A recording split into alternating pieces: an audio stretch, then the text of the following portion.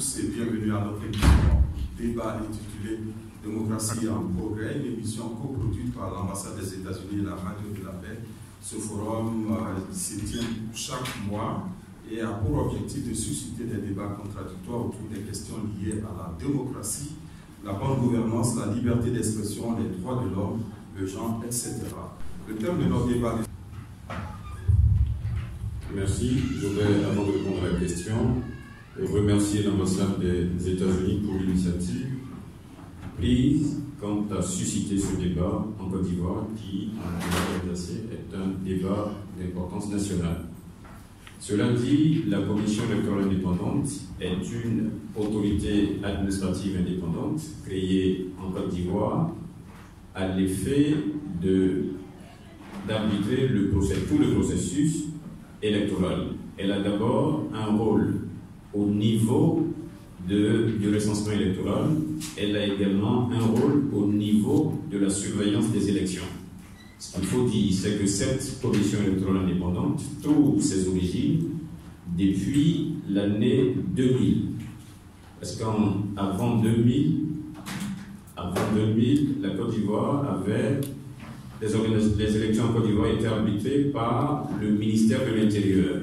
Et c'est partant du fait qu'il y a eu des contestations au niveau de l'opposition qu'en 2000, le régime de la transition militaire va instituer la première commission indépendante qui était la CNE. Et c'est en évoluant qu'on va aboutir à la commission électorale indépendante d'aujourd'hui. Je vous remercie. Monsieur Traoré Suleiman du GRDS, la CEI, qu'est-ce qu'on peut en dire? Qu'est-ce que c'est? Nous remercions également l'ambassade des États-Unis pour avoir donné l'opportunité, n'est-ce pas, d'éclairer un peu cette machine qui a été créée en 2000 et qui fait couler tant d'encre et de salive aujourd'hui. La commission électorale indépendante, bien sûr, c'est une structure dont l'objectif est de façon conviviale et qu'il y ait une certaine transparence vis-à-vis non seulement de la population, mais surtout au but des gouvernements et surtout au niveau des politiciens eux-mêmes. Alors, je vais vous dire tout ce que c'est une tâche assez difficile. Je crois que dans la suite du débat, nous verrons comment ça fonctionne. Merci. Je rappelle que le public peut intervenir à tout moment. L'on doit faire une réforme. L'on doit opérer une réforme de la CEI pour des raisons liées d'abord au droit. Pour la simple raison qu'une décision de justice a été rendue par une cour régionale pour demander à la Côte d'Ivoire de conformer sa législation instituant la CEI à la Charte africaine des droits de l'homme, de la démocratie et de la gouvernance. Et comme nous revendiquons être un État de droit, il est important que cette décision soit exécutée. Sinon, la Côte d'Ivoire cesse d'être un État de droit. Monsieur Suleiman, oui, alors, on a vu sur cette question. Effectivement, comme il vient de le dire, la réponse est simple. En fait, pour nous, il y a deux problèmes. Il y a un problème de fond et un problème de forme. Le problème de forme, c'est de cela que mon collègue vient de parler. En fait, il s'agit d'une décision de justice auquel la Côte d'Ivoire ayant ratifié justement cette institution qui est la Cour africaine des droits de l'homme est obligée, est tenue justement d'exécuter justement tout ce qui a été décidé à ce niveau. Mais en ce qui concerne le fond, effectivement, cette Cour n'a pas pris la décision parce qu'elle veut prendre la décision. Et la PDH qui a posé justement la plainte n'a pas posé une plainte pour poser une plainte parce qu'il y a un problème de fond qui est en fait un déséquilibre qui a été dénoncé. Tout à l'heure. Alors, sur cette question de la plainte de la PDH, on sait que c'est votre organisation, votre ONG, qui est à la base de cette requête auprès de cette Cour. Qu'est-ce qui a motivé cette requête? Et puis, deuxièmement, la CEI a toujours connu des réformes. Alors, est-ce qu'on avait besoin de saisir une Cour pour pouvoir faire cette loi, puisque déjà, en Côte d'Ivoire, la CEI elle-même subissait par année des réformes? Et notre réponse à cette question est affirmative. Pourquoi? Parce que, souvenez-vous que la première CNE qui a existé, Commission nationale électorale, a été instituée en 2000.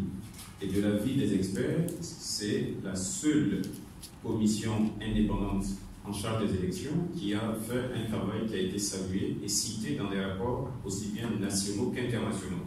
Et cette commission nationale électorale de l'époque était dirigée par la société civile, notamment par l'ancien président du GRDS Afrique, M. Honoré Guier.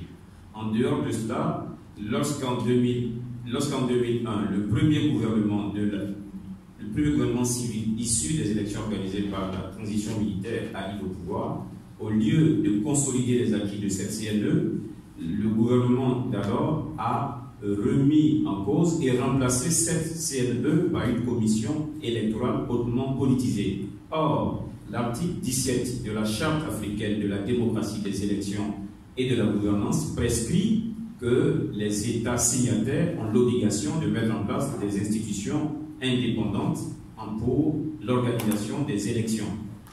Et nous, à l'APDH déjà, lorsque cette première CEI avait été mise en place en 2001, nous avions déjà attiré l'attention des pouvoirs publics sur le danger, sur les craintes de partialité qui pesaient sur cette CEI. Parce que, comme je l'indiquais tout à l'heure, elle était composée essentiellement de partis politiques et notamment elle avait une surreprésentation du parti au pouvoir. Sauf que la Côte d'Ivoire ayant connu une crise, on va, après les négociations entamées pour le règlement de la crise ivoirienne, avoir l'entrée de toutes les forces belligérantes dans la commission électorale indépendante, de sorte qu'il y a une inversion. Désormais, c'est l'opposition politique et armée qui est surreprésentée. Et l'APDH, là encore, avait attiré l'attention. Sauf que l'APDH, en ce moment, ne pouvait pas saisir la Cour africaine des droits de l'homme et des peuples. Pourquoi? Pour la simple raison que la saisine de la Cour africaine des droits de l'homme obéit à la satisfaction de plusieurs conditions.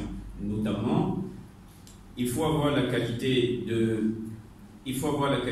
d'observateur auprès de la Commission africaine des droits de l'homme et des peuples. En ce moment-là, nous n'avions pas cette qualité. Il faut également que le pays, au-delà d'avoir signé la Charte africaine des droits de l'homme et des peuples, au-delà d'avoir signé le protocole de Ouagadougou qui institue la Cour africaine, le pays doit en plus faire une déclaration d'acceptation de la compétence de la Cour. Et cette déclaration a été faite et son instrument déposé seulement en 2013 avec le gouvernement dirigé par le président Alassane Ouattara. Donc ces conditions étant réunies, c'était un boulevard ouvert pour nous désormais pour aller saisir la Cour.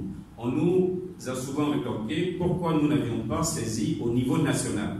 Nous ne pouvions pas le faire parce que déjà au niveau national, il y avait un groupe de députés qui avait antérieurement saisi le Conseil constitutionnel. La réponse du Conseil constitutionnel était déjà suffisante pour ne pas que nous partions à nouveau devant elle.